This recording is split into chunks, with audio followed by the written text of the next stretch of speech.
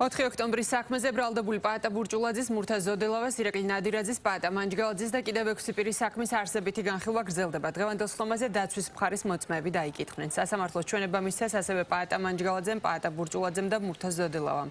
მათ 4 ოქტომბერს განვითარებულ მოვლენებზე და საჯაროდ გაკეთებულ განცხადებებზე ისაუბრეს. შეგახსენებთ, სახელმწიფო ბრალდება დაკავებულებს რამდენიმე მუხლით ჩადენილ დანაშაულს ედავება, მათ შორის არის საქმრობლად მოწოდება საქართველოს კონსტიტუციური წყობილების ძალადობით შეცვლისკენ, ასევე ჯგუფური ძალადობის ორგანიზება და ხელმძღვანელობა.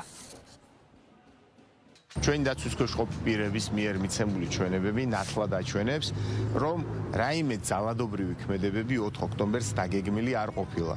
თუმცა იმის გათვალისწინებით, რომ იქ გარკვეულ ექსცესებს ჰქონდა ადგილი, მურთაზი გრძნობდა ადამიანურ პასუხისმგებლობას და შეეცადა პროცესების დეესკალაციას ათონელის მოედნიდან ხალხის გამორიდების გზით. ეს მანევრი ემსახურებოდა ათონელის მოედანზე განვითარებული მოვლენების, ესე ვთქვათ, შენელებას, შეფერხებას და მოქალაქეების დაცვას იმ პროვოკაციისგან, რასაც ადგილი ჰქონდა.